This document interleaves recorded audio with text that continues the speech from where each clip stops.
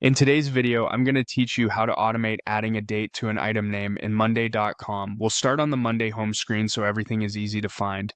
From here, open Workspaces to get to the area where your board lives. If you're part of several teams, take a second to pick the workspace that contains the board you want to automate. Then open that board. This is the board where new items are added and where we want the date to appear consistently. At the top of the board, click Automate to open the Automation Center. You can browse by category if you like, or use the search bar to narrow things down.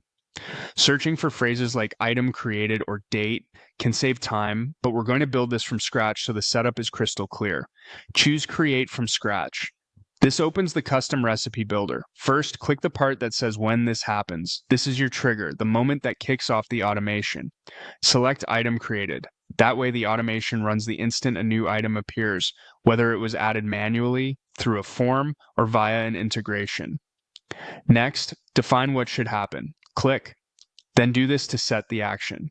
Choose Set Date. This tells Monday to populate a date column automatically as soon as the item is created. Now click the date field that appears so you can choose which date column to use. If your board has multiple date columns, pick the one you want to drive your naming or reporting. Confirm the column selection by clicking the date option you intend to populate. In many setups, this action uses the item's creation date or today's date. If you're prompted to specify a value, select the choice that matches how you want the date to appear for new items.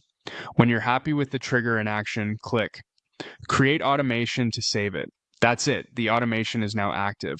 A helpful tip, give the automation a clear name so teammates understand what it does at a glance, and keep an eye on the activity log the first time it runs to confirm it behaves as expected. To test, add a new item on your board. You should see the chosen date column fill in automatically.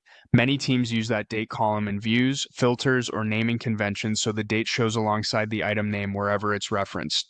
If you don't see it reflected immediately in your views, make sure the date column is visible and included in the places where you expect to use it. You've just set up a simple, reliable automation that keeps dates consistent from the moment items are created.